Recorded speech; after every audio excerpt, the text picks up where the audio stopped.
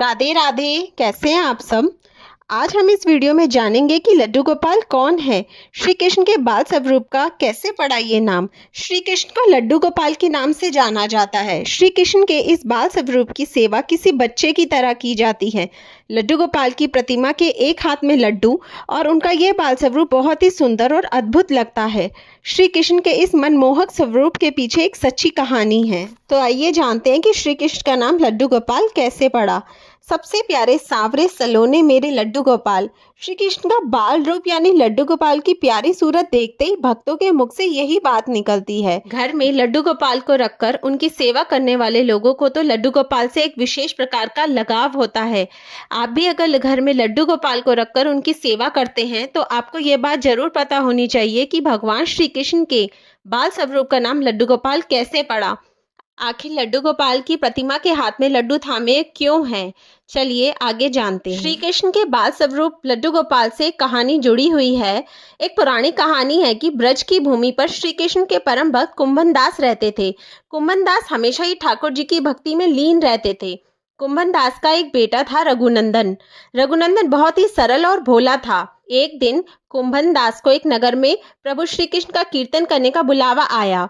कुंभन दास पहले तो अपने श्री कृष्ण की भक्ति को छोड़कर नहीं जाना चाहते थे, लेकिन फिर लोगों के समझाने बुझाने पर कुंभन दास मान गए और कीर्तन करने के लिए चले गए।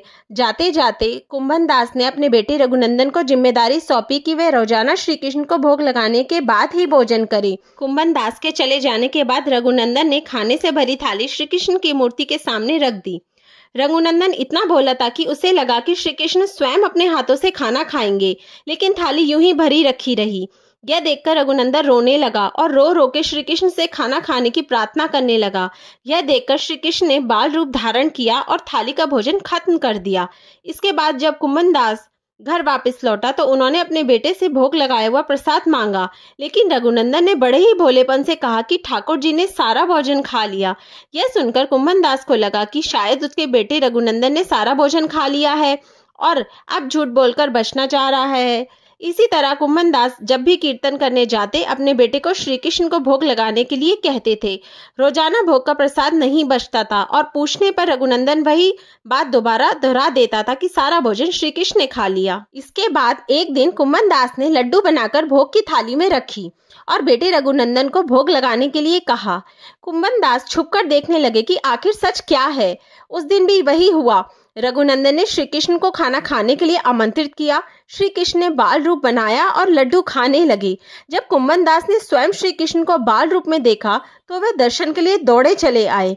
उस समय कृष्ण के एक हाथ में लड्डू और दूसरे हाथ वाला लड्डू मुख में जाने को ही था कि वे एकदम जड़ हो गई। इस घटना के बाद से ही उनकी इसी रूप में पूजा की जाती और श्री कृष्ण के इस बाल स्वरूप को लड्डू गोपाल कहा जाने लगा। राधे राधे।